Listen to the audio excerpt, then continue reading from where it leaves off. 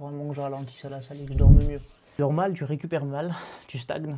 C'est peut-être ta GH qui t'envoie un signal. Et ce signal, en général, il te l'envoie pendant la nuit. La GH, elle est dite pulsatile. Il y a un gros pic en début de nuit ou alors pendant le sommeil profond. Elle va aider à mobiliser les graisses, réparer et maintenir ou construire de la masse maigre. Pas un bon sommeil égale pas de pic égale pas de palais, non, pas de muscle. Pour corriger ça, je vais te donner quelques solutions. Au niveau du sommeil, ton dernier repas, il devrait être placé 2 à 3 heures avant l'heure de coucher. Et fais en sorte de te coucher toujours à la même heure. Également de te lever à la même heure, tu verras, c'est important. Côté entraînement, privilégie des entraînements denses.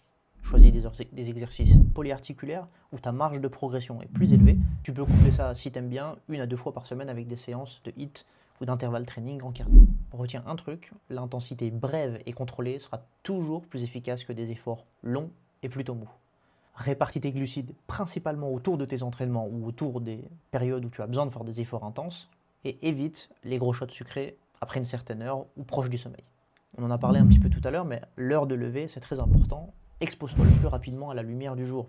Ça va permettre de régler plus rapidement ton cycle circadien et activer aussi tout un tas de réactions qui sont liées à la sécrétion de certaines des hormones dans ton corps. Si la vidéo t'a plu, je te laisse t'abonner. Je m'appelle Sero. Ma spécialité, c'est l'optimisation des hormones pour les hommes de plus de 30 ans. Si ça t'intéresse d'en savoir plus, n'hésite pas à m'envoyer un DM. Je te répondrai avec plaisir. Ciao.